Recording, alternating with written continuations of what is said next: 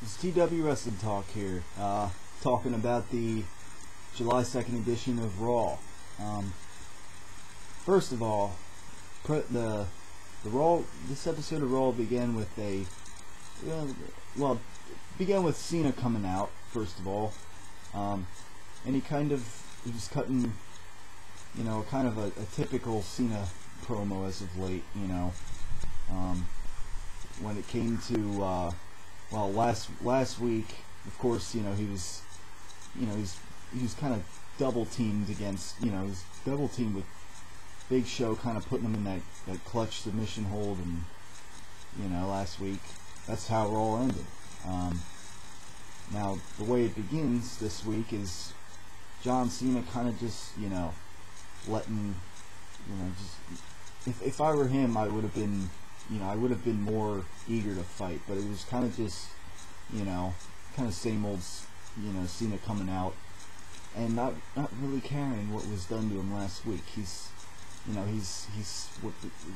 like focused on winning the Money in the Bank. He vows that he's gonna win it. It's kind of just typical Cena.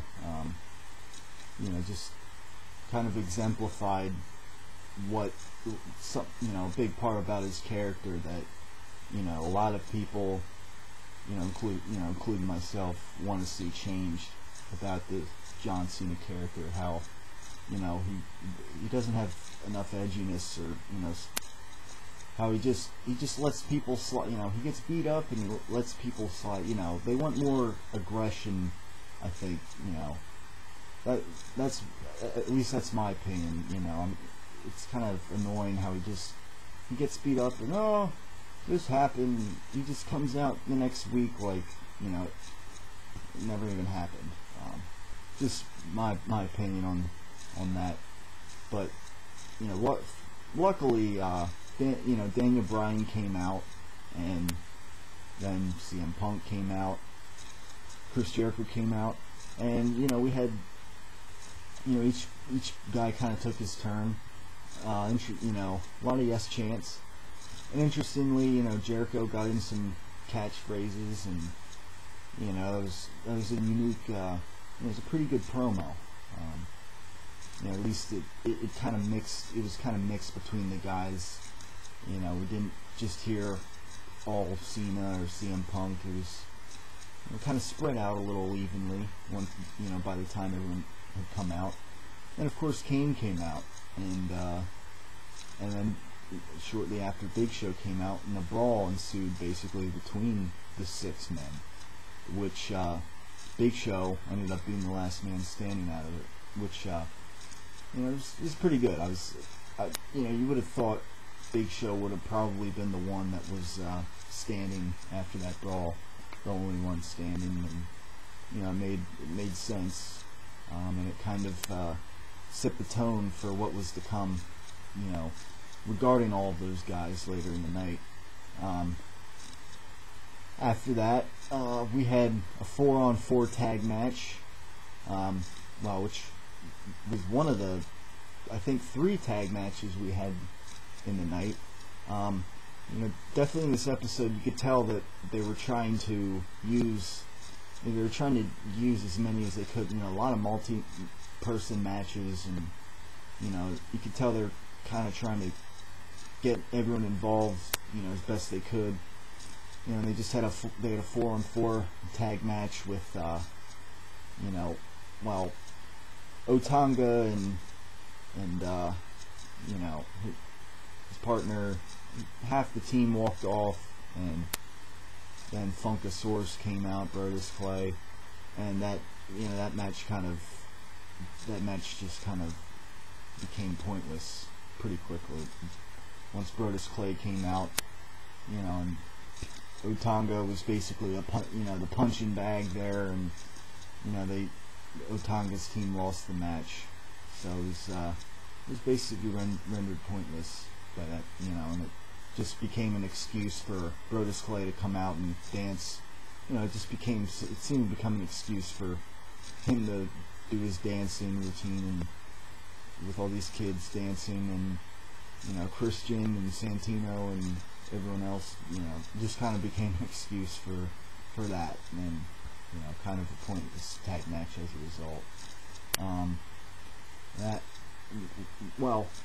I'll talk about AJ in this. Well, she was featured in, I believe, if I counted correctly, 3 backstage segments. She was in a tag match with Sheamus, and then something happened at the end. Of course, involving a big thing happened at the end involving her. But anyhow, her and Sheamus had a mixed tag match, which was kind of, it was pretty straightforward. Sheamus, and he spent some time facing off against Ziggler for that match, for a decent amount of time, and then eventually Vicky and AJ went at it, for what was a pretty short time, and Ziggler got a brogue kick, knocked him off the ring apron, knocked him out, and then pretty quickly AJ put Vicky Guerrero away. It wasn't a huge deal of a match considering it was a mixed tag match gender, but it was definitely a to get the crowd to be happy over AJ, and AJ's becoming a star, and in her own right, and they had her win a tag match with Sheamus, while having her be the one who picks up the victory with the pin. So it wasn't bad, but again, it was nothing really important with the whole rivalry. It wasn't a big deal on it didn't have a big impact on the rivalry at hand. We also had Alberto Del Rio make quick work of Sin Cara. That was a surprise. I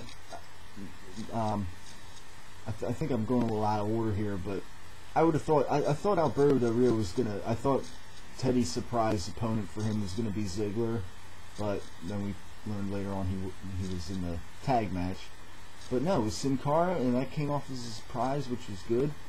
The bad part about it was Del Rio just attacked him quickly, and we didn't have a match anyways. It was just I think I'd like to see what Del Rio. I think Del Rio would be better off as a face. I mean, as a heel, he's just pretty bland, and he's pretty shallow, I think. Sin Cara could probably wrestle circles around him, I think, but that match never ensued. So, it's kind of just a way to make Del Rio look more aggressive, look better. But whatever. It wasn't nothing big really happened there. We had Kane facing off against Big Show in a no disqualification match, which sounds pretty good on paper. While it lasted, it wasn't bad. They got a steel chair involved, and basically the end of the match, was Kane. Kane getting choke slammed by Big Show on the chair, and it was. I wish it would have been longer. I mean, but I can understand that. Let's say if it was a 3-hour Raw, that match probably could have gone longer and been better. But considering the 2 hours, I guess they kind of had to rush the match a little bit. We know Kane and Big Show could have a better no disqualification match, with more length to it. But the match, since it wasn't the main event, it was kind of rushed, and but at least it was a little bit no disqualification there. Pretty good, but again, short-lived match. Would have liked to see it be longer, but maybe that's an example where the 3-hour Raw can come in handy in the future. And then, of course, the main event was Daniel Bryan teaming up with Jericho, and they eventually seemed to try to get on the same page. And CM Punk and Cena, who, by the way, it seemed like they were maybe planting seeds for another future rivalry down the line. We'll see about that. But anyhow, the match, it was all right. It wasn't. I mean, it wasn't a great technical showdown, I guess, considering, Cena was in there for a while. And let's face it, Cena's not a great technical wrestler. But Cena was in it. He was in there for a while, kind of facing off against Jericho for the most part. He was in there for a while, which typically happens. Cena may be in a tag match for a while, kind of getting beat up. But it wasn't bad of a match. Eventually, what happened was Cena and Jericho just kind of brawled. They kind of just brawled their way out of the match. They brawled their way backstage, and unfortunately, once they passed the curtain, that was kind of it. We didn't hear anything else. I would have liked to have heard, even if, let's say they went, it was Daniel Bryan and CM Punk at that point, which was pretty interesting. They had some good technical wrestling there. They had some good, close moments where, several near falls. But we didn't hear anything, I would have liked to at least known, like, maybe something happened with Cena and Jericho backstage. Why couldn't they, like, get a couldn't they have a camera back there and at least show, like, maybe on half the screen, show, like, how their brawl maybe would end, did Cena, give Jericho the AA onto a car or something, and they end up parking lot, or do they hug and make up, or what? I would have liked to have, as a fan, I know they were trying to make us kind of forget about them. They're kind of trying to make us kind of forget about them and make way for what was to come with Daniel Bryan and CM Punk. But still, let's not be inconsistent. Let's, show us what happens after Cena and Jericho are behind the curtain. At least how things end between. They just like randomly stop fighting back there, or did they, did one man just get obliterated by the other, and then they just, whatever. Would have been nice to know something. It would have been nice if they had something there that they could have showed us how the brawl ends. Just one man get thrown down the staircase and the other run away. Kind of Wade Barrett, Randy Orton earlier this year. That kind of thing. But anyhow, this made way for Daniel Bryan and CM Punk, which was good, because we've seen plenty of Cena kind of ending the night, whether he's being beat up or whether he's victorious or whatever. But this gave Daniel Bryan and CM Punk a chance to close the show, and they were involved in the closing of the show. However, AJ comes out, and she was saying earlier to Eve how she's going to show how to get attention and whatnot, and she gets a table and she sets it up kind of near the one corner, kind of across from the announce table, and she sets up this table, and okay, you had my attention. She starts like walking up the steps. She goes up to the top rope. Okay, now we're thinking, is she going to jump through the table? And Jerry Lawler's, saying don't do this, and if she's about to jump off a cliff, kind of, that kind of thing. And so, Daniel Bryan kind of goes down towards the table, and says, don't do it, AJ. CM Punk on the apron is up, telling her not to jump through the table. He's like kind of right there in her face, telling her not to jump, down through the table. And so what does she do? She doesn't jump through the table. She doesn't jump down. What she does is she pulls CM Punk towards her, gives her, a little bit of making out, kiss, whatever you want to call it. Which she kind of saw, I kind of saw that coming. But then then she does what, I guess a crazy chick would do. She pushes CM Punk down from the apron, taking Daniel Bryan and himself to the table. Pretty cool. A semi oh my god moment. Because two guys went through, it wasn't like a big choke slam through a table, but still, it was two guys going through a table that are going to face each other with, who got thrown through a table by AJ, basically put through a table. Can you ever really say, going through WWE history, that, are there any real, you don't, if you're a WWE diva, can you ever really have said, I put two guys through a table at once, that's kind of what AJ did, and that's interesting. It's kind of like a, I don't mean to sound cheesy, but it's kind of like a girl power thing, and she was kind of the star of the night after that. After that happened, she had her victory against Vicky Guerrero earlier, but what she did there, that was pretty, it was kind of, oh my godish kind of a moment. And it was interesting. It certainly was. We'd like to figure out, we'd like to kind of have more tension between Daniel Bryan and CM Punk, but, usually the referee is secondary, but she's going to be the referee, and, it's like she's doing some of the more impressive stuff around there, and it's making for some interesting television. Overall, and she helped this episode of Raw, I would say, be above average.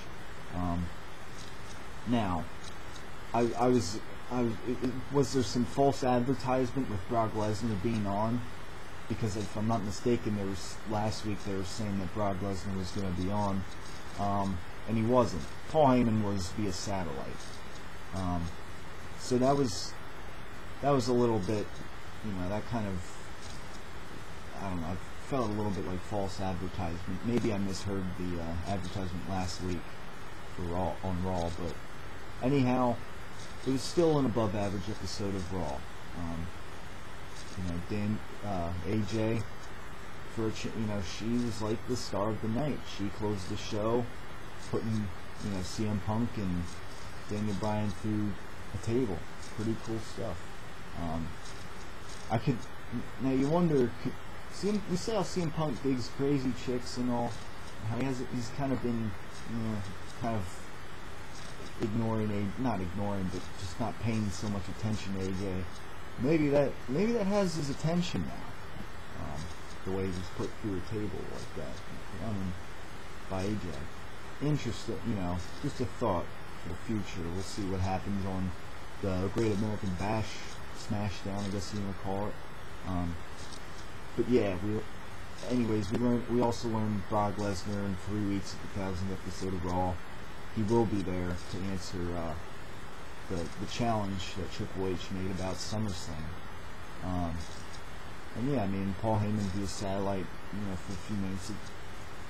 At least we didn't hear any, at least there was nothing, at least there was something from that. But I thought Lesnar was going to be there, so it did kind of disappoint a little bit, but that's alright. It's not a huge deal.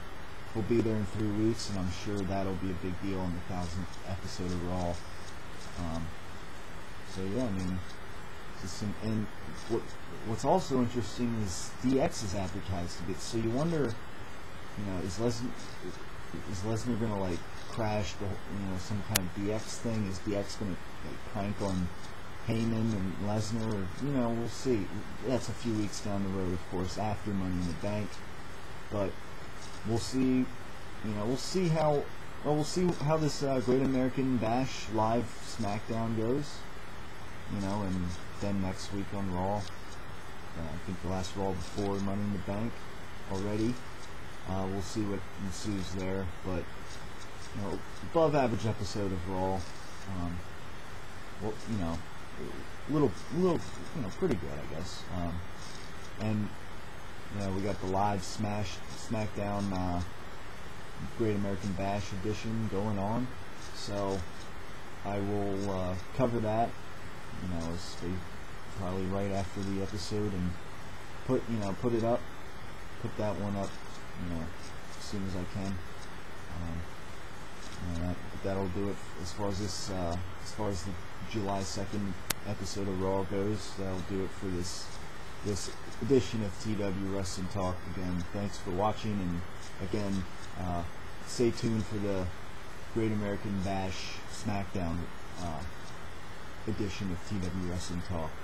A big battle royal coming up, and we'll see what else goes down. Alright, thanks for watching. Stay tuned.